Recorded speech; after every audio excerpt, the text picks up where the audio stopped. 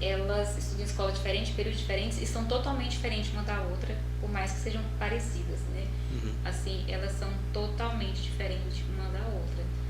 Uma é mais sanguínea, a outra é mais calma, uma puxou mais o pai, a outra mais a mãe, né? Aí, mas assim, a gente se dá muito bem, né? Elas são meninas assim, queridas, assim, e eu oro ao Senhor para conseguir devolvê-las ao Senhor, né? São desbravadoras as duas. Amém. Esse ano é o último ano da Sofia como desbravadora, né?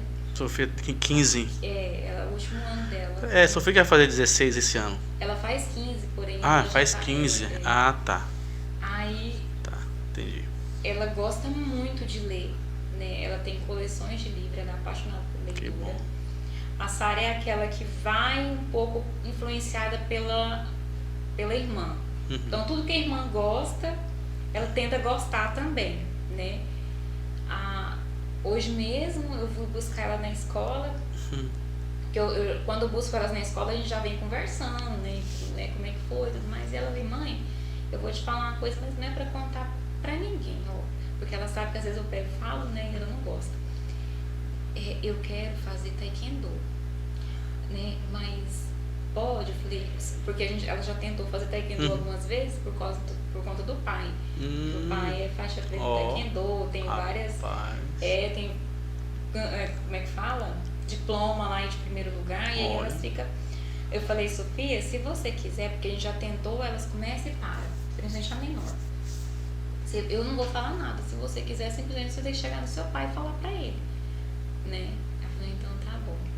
E vou deixar pra lá, porque eu vi que ela também tá, né? Vai ter que ela de repente chegou em mim e falou isso daí. Então, assim, a gente incentiva as coisas dela.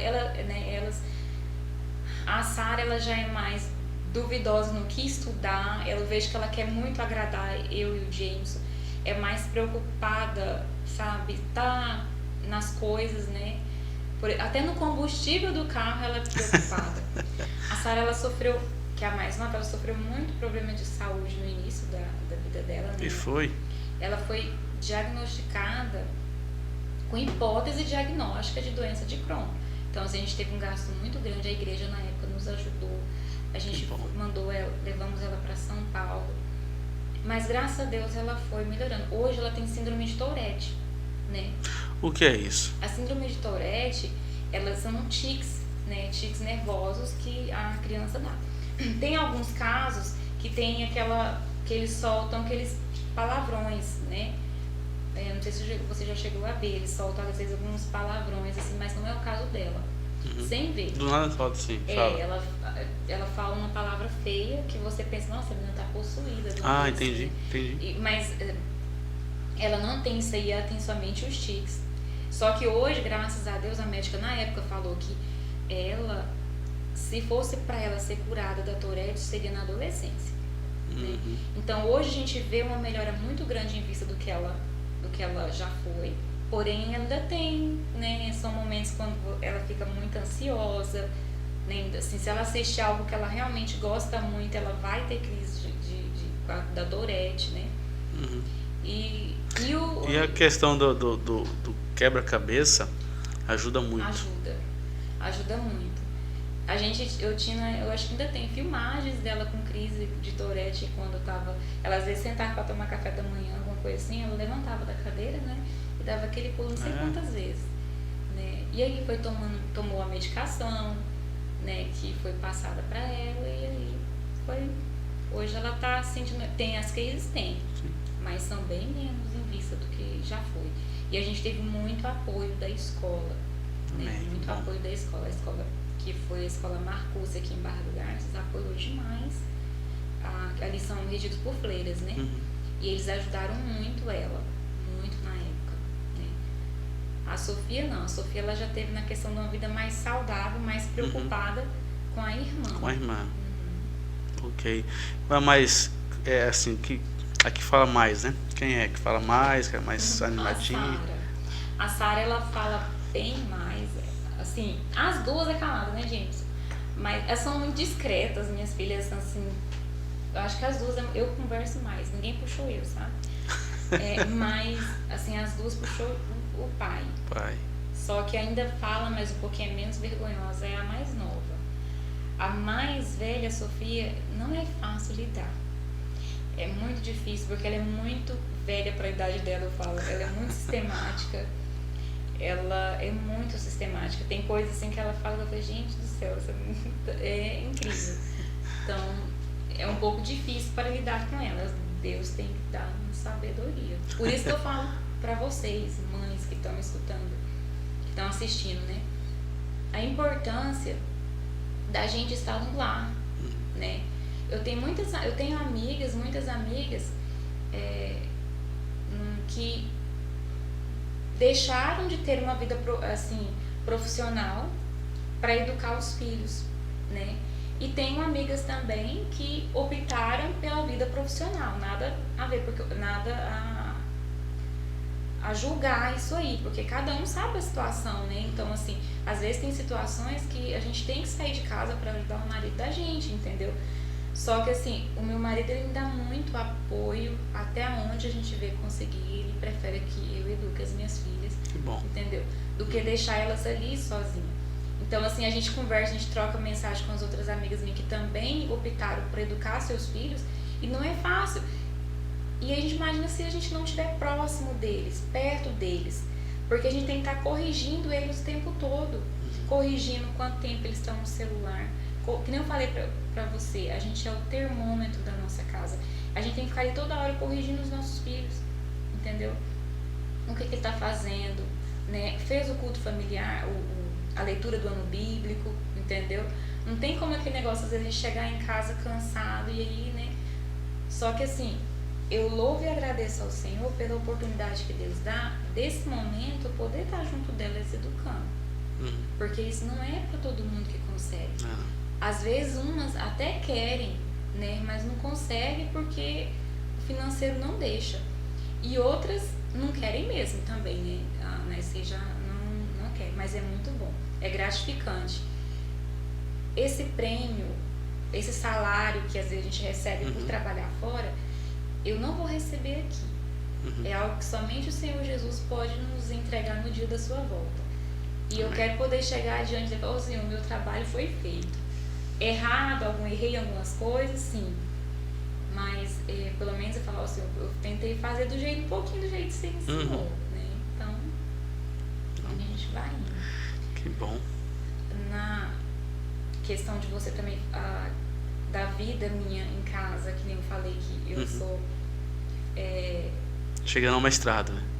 Quase mestrado de mãe, de dona de casa, cuidar do esposo.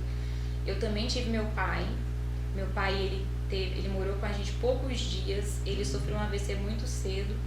Ele faleceu com 53 anos, acho que em torno de 2, 3 meses depois que ele teve o AVC, né? E Deus me deu a oportunidade também, eu queria até aproveitar para contar um pouquinho da história dele. Sim. E Deus me deu a oportunidade muito grande de cuidar dele no final da vida dele. O meu pai, ele foi um homem muito ruim. E eu quero muito mal, assim, sabe, assim, com a minha mãe. Eu cresci num lar, assim, onde que existia muita briga, xingamento, entendeu? Quando tinha briga, você olhava no muro, os vizinhos estavam tudo olhando. E eu tive uma mãe que, apesar de não ser criada dentro da igreja, né, ela não tinha aquela visão, assim, né, ela na época era católica. Desde que eu entendo por gente, quer dizer, então desde que ali que minha mãe me ensinou, ela devolve o dízimo. Amém, Né? que bom. Mesmo vivendo ali naquela questão ali que ela estava vivendo, né? E a minha mãe, meu pai ali batia na minha mãe, e eu via aquilo ali tudo, eu falei, meu Deus. E eu tinha 9 anos de idade quando os dois separou. É filha única? Filha única. Okay. E aí, no caso, eu sofri muito porque eu amava muito meu pai, né? Então, assim, e eu vi que meu pai me amava muito. E meu pai, ele não tinha aquele estudo na época assim, mas ele acho que tinha problema de TDAH, ele era muito ansioso. E minha mãe, no que ela me ensinava, ela falava, filha, o seu pai, ele foi um péssimo marido pra mim, mas um bom pai pra você. Então nunca deixe de amar. Então assim, eu via meu pai bater na minha mãe, mas não conseguia sentir raiva dele depois, porque minha mãe falava, não, ele não foi, ele é ruim pra mim, mas pra você ele é bom. Minha mãe não deixava eu nutrir ódio por ele, Sim. né? E os dois separou, né? E ele teve só ela ali como mulher, assim, no papel, né? E chegou o dia daquele, infelizmente, ele sofreu um AVC, ele já estava com uma esposa, essa esposa junta, né, assim, era mais nova que eu, né, é mais nova que eu, né, e a filha, ele nem chegou a conhecer a menininha que ia nascer, né, que é a filha dele, que é a filha dele, a Alice, ele morreu, ela estava grávida já. Então, assim, o meu pai, eu fiquei assim tão encabulada com as coisas, como Deus ama o pecador. Porque eu vi o tanto que meu pai foi ruim.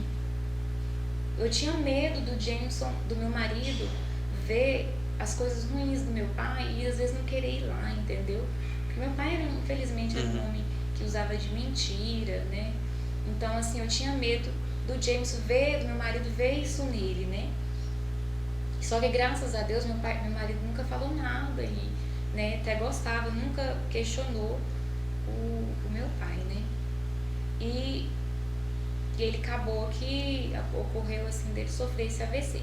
E eu acabei vendo no AVC do meu pai, que até no dia que ele sofreu AVC, eu conversei com o meu marido, eu falei, James, eu nunca me esqueço isso, nunca sai da minha mente.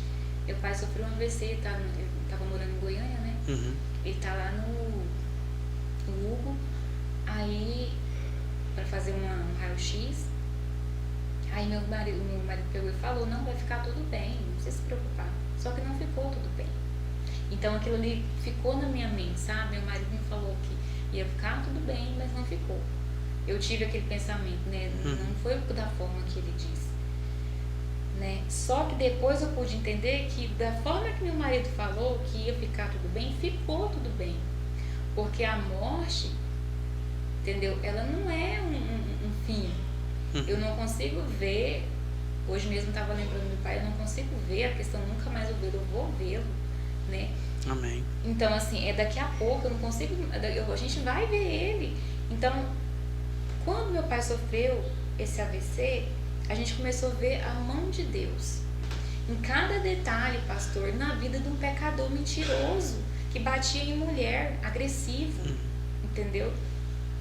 Cuidou do meu pai assim, que eu fiquei, gente, como é que pode? Colocou ele no melhor hospital de Goiânia, que é o GOL, né? Ali, cirurgia no exato momento que precisava, né? Tudo bem, ele ficou em estado que a gente só comunicava com ele através, ele apertava a mão da gente. Só que aquilo ali, a gente viu os detalhes, a bênção, e como que um ambiente desse, que nem ali no GOL, meu pai daquela forma, eu consegui ver a mão de Deus. Por isso que fala que a gente às vezes na doença ou na morte, assim, você consegue ver a ação de Deus. Eu fiquei quase 30 dias, praticamente 30 dias no GOL com meu pai, né, dormindo numa cadeira, numa poltrona, e até a médica falava, olha, você tem que revezar com alguém, porque senão a próxima que vai estar aqui é você. Misericórdia. E eu falei, não, eu vou sair daqui só se for com meu pai. E realmente eu saí de lá com meu pai.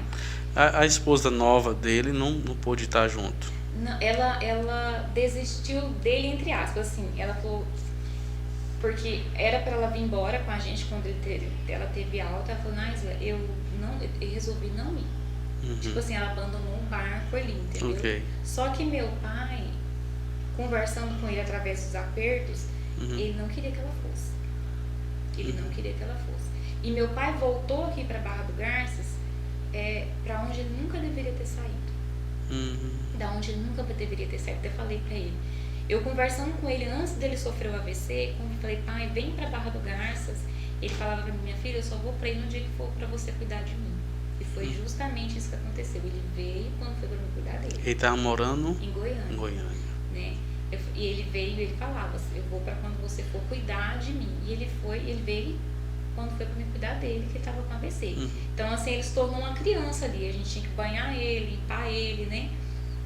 E meu marido me ajudava. A médica pegou e falou, olha, talvez ele vai ganhar alta amanhã, que seria sábado. Eu falei, James, é certeza, meu pai vai ganhar alta amanhã, pode vir. Eu nem sabia se ia ganhar, né? E eu falei, pela fé, então o James foi lá, buscou, meu marido foi lá, buscou a gente. E eu vim com ele. Quando eu cheguei aqui, como vocês sabem, que eu contei no início, ali teve aquele problema com a minha mãe na questão das brigas, né? As brigas foi já... No casamento ok. só. Depois eles nunca mais se viram, porque minha mãe até então ela tinha um trauma tão grande do meu pai, que às vezes ela via ele em algum lugar, achava que era ele, entendeu? Tanto trauma que ela sofreu. E aí eu cheguei de Goiânia com meu pai em casa. E geralmente aos domingos eu almoçava na minha mãe, né? Eu não poderia mais ter aquilo ali de almoçar na minha mãe, porque eu tava com acamado em casa, né? E o que aconteceu? Me deu uma vontade muito grande. Isso eu cheguei no sábado, quando foi no domingo, gente. Eu nem pude descansar nem nada, pra você ver como que é o Senhor, né? E dali já de Goiânia do Gol, Deus preparou tudo. É incrível como que preparou tudo nos seus mínimos detalhes. Perfeito, né? E aí eu cheguei aqui e me deu aquela vontade, vai pra sua mãe, vai pra sua mãe. Eu peguei meu pai, que era acamado, coloquei numa cadeira de roda, pus dentro do carro, né? E fui almoçar com minha mãe. Falei, mãe, a gente vai almoçar aí. E vou levar meu pai. E ela falou, não, deixa eu ver com meu marido primeiro, que é o Batista, né? Que é o marido dela. Casou, ela casou, já tem mais de 20 ok, e poucos anos de casado, né? E eu falei, não, tudo bem. Eu cheguei lá com meu pai, minha mãe, depois de ter separado dele, foi aí que viu ele. Entendeu? E ela viu ele, assustou, porque não imaginava, né? E aí, ela viu ele ali, e chegou um momento que uma tia minha perguntou, Neuza, você perdoou o Miguel? O pai chamado Miguel, né? E ela falou assim, sim, pra mim ele tá perdoado. E aí depois eu pude entender naquele momento, né, que ele precisava estar ali para receber o perdão, porque naquela mesma semana ele descansaria. Tanto que Deus é maravilhoso, né? Porque levar um homem acamado num carro para ir só almoçar e voltar para casa. E aí eu voltei para casa com ele ficou 5 dias comigo aqui. Ele veio mesmo só para receber o perdão e descansar. Por isso que eu falo, meu pai descansou em Cristo. Meu pai transformou assim a vida dele nesses dias. Como que Deus pega algo tão ruim daquele jeito e transforma, cuida tão bem desse jeito, sabe? Aí eu cheguei em casa e eu tive um acompanhamento muito bom aqui em Barra do Garças com um programa chamado Melhor em Casa, que a gente tem médico, fisioterapeuta. Eles já no outro dia foram lá, já fez muito bom esse programa aqui em Barra do Garças. E aí Aí ele ficou 5 dias na sua casa e faleceu, é isso? Isso, Então, no caso, acho que chegamos no sábado, aí ficou domingo, segunda, terça, quarta, quinta. Quinta ele descansou, que foi no dia 5 de outubro, né? E nesses dias ele teve todo acompanhamento do Melhor em Casa, né? E a gente tava aquele processo de eu não sabia que era descansar. Só que também eu não tava cansada. Eu não sabia, fiquei esse tempo todo no hospital, eu falei, como que Deus é maravilhoso, que não deixa você nem cansar. Nem cansar. Deus não permitiu nem eu cansar, sabe? Eu ficava assim, como é que Deus é maravilhoso assim? Amém. Né? E quando eu cheguei em casa, e o processo para cuidar dele só de falar é cansativo, entendeu? Nós tínhamos que acordar de madrugada, trocar de posição para não dar aquele problema de escada, essas coisas. Eu, mas meu esposo dormindo num colchão de solteiro, no mesmo quarto que ele, e as nossas filhas numa beliche, porque todo mundo queria aproveitar o ar-condicionado e ele tinha que ficar no ar-condicionado também. Sim. Meu marido teve que correr e fazer uma cama para ele, que ele tinha que ficar mais ou menos nessa posição assim, né? Ele tinha que ficar dormindo mais ou menos sentado, porque ele estava tracostomizado, né? E aí, foi todo aquele processo, sabe? E eu não cansei. Quando chegou na quarta-feira, aquele dia eu cansei. Ele estava na sala, porque o médico falava para nós, ele falou, olha, você precisa, não é porque ele está acamado, que ele tem que ficar só na cama. Então você tira ele da cama, vai pro sofá. Depois do sofá, põe na cama. Então meu marido vinha almoçar em casa, a gente deixava ele na cama de manhã, meu esposo vinha almoçar e a gente já banhava ele e colocava ele no sofá. Aí eu arrumei ele, tudo bonitinho, né? Tirei a barba, né? E aquela quarta-feira eu cansei. Cansou. Eu não tinha cansado em nenhum momento. E aquele dia eu cansei. Que eu peguei e falei assim, eu não sabia o que era dormir numa cama e fazer assim. E eu tava com meu marido e falei, James, eu preciso muito deitar numa cama de casal, sabe? Preciso muito deitar e dormir, porque eu tô cansada. Sim. E meu pai tava na sala, eu não sei se ele escutou. E isso na quarta-feira. Quando foi na quinta-feira, o médico do Melhor em Casa esteve lá em casa e falou, olha, compra uma medicaçãozinha aqui, porque seu pai tá com pneumonia, mas esse caso era normal ali, né? E meu marido, a gente chegou de viagem, o irmão do meu esposo, né? Junto com a minha cunhada, que ela tinha problema de engravidar e ela ia no médico, né? E eu falei com meu marido, eu não sabia porque era sair pra fora de casa mais, né? E eu falei, Jameson, mata o serviço, perde o serviço e vem aqui, fica com meu pai só pra mim, com a Maria Cristina, né? Deus usou até ela assim na minha vida, porque trouxe ela, que é uma amiga minha do coração, uma amiga irmã, a sua cunhada. Ela é a minha melhor amiga, sabe? Como que bom. Amiga em Cristo. Então, assim, Deus trouxe ela, uma pessoa com quem podia me ajudar, entendeu?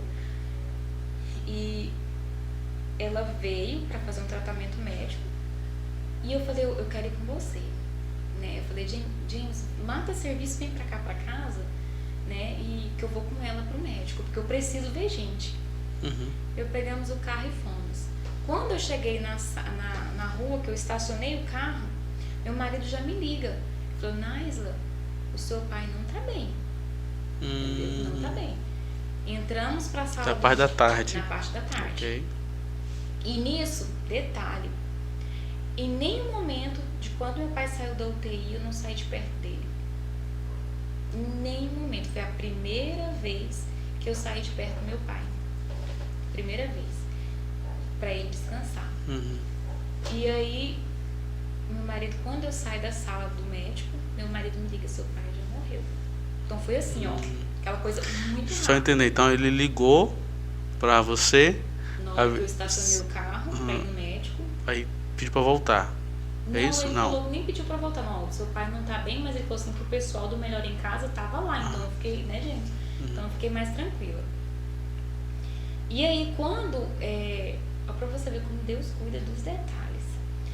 Quando foi que eu saí, foi coisa muito rápida, né, ali, que eu saí da sala do médico, né, meu pai já tinha falecido, meu marido me ligou, seu pai já faleceu. Ixi. E aí, sabe o que, por incrível que pareça, sabe o que aconteceu? Que meu marido me contou quando eu cheguei lá, o meu pai, ele se entregou na hora que o médico entrou, né, gente? Na hora que o médico entrou dentro de casa. É um médico do Melhor em Casa. Né? Porque tava no momento o fisioterapeuta, né? Então isso me deixou mais tranquila. Ele arrumou mais tal o pessoal lá, né? Então eu falei, vou e o meu marido falou assim que na hora que o médico entrou na porta de casa, meu pai se entregou pra morte. Deu uma parada cardíaca, né? E aí você pergunta, por quê? Nossa, mas logo ali, olha pra você ver como que Deus cuida do detalhe. Quando eu cheguei ali, o médico me deu um papel pra mim assinar, que é do atestado de óbito, né, James? Ele virou pra mim e falou assim, moça, você teve muita sorte. Eu falei, mas por que, doutor? Porque seu pai, ele usou a palavra morrer, né? Morreu comigo aqui dentro. Porque se eu não estivesse aqui dentro, você não sabia como seria difícil para você conseguir um atestado. Você ia ter que correr com ele pro pronto-socorro. Você ia ficar lá horas e horas, entendeu? Ia ser uma labuta para você. Então você teve muita sorte, moça, porque ele morreu comigo aqui dentro. Ele falou desse jeito pra mim. E eu falei, gente, como Deus cuida tanto dos detalhes, porque cuidou até do médico estar ali naquele momento para não ter que passar por todo aquele processo que as pessoas passam. Quem perde em casa sabe como é que é o processo, é difícil de você estar indo pro pronto-socorro, levar pro pronto-socorro. Não, dali a funerária veio e pegou ele e levou ele, né? E no momento em que ele estava comigo, os poucos dias ali, porque eu fiquei muito tempo com ele no hospital, mas em casa mesmo, 5 dias, coloquei muito louvor para ele escutar, né, e tudo mais. Então, Deus vai e cuida dos detalhes. Quando a gente foi pro velório dele, tudo mais, voltamos. Quando a gente voltou, a minha cama de casal era box, estava levantada, né? Aí a primeira coisa que eu lembrei foi que eu falei que eu queria muito dormir de braço, assim, dormir, assim, sabe? Eu falei pro meu marido, eu falei, por favor, desce essa cama. A minha amiga me deu um apoio muito grande, porque ela teve ali cuidando de tudo, sabe? E ele desceu aquela cama, e aquele dia eu soube o que é você dormir o sono do justo. De falar, o trabalho foi feito. Entendeu? Ame, que sono gostoso, que eu nunca me esqueço disso, tanto que Deus é maravilhoso. Um sono tão bom que eu tive aquela tarde, do trabalho feito. Você fez o seu trabalho. E eu vi que na morte, Deus deu vida para meu pai, porque meu pai, ele não morreu, ele passou da morte para a vida, entendeu? E eu vi na morte a vida do meu pai, ele viver para Cristo. Por isso que às vezes eu não tenho aquele sofrimento pela morte dele, porque pelos detalhes de tudo que eu vi na vida dele, que serviu de testemunho para mim, né? De testemunho para mim que é possível sim a gente ser pecador e receber a salvação, né? Ali que Deus dá pra gente. Amém.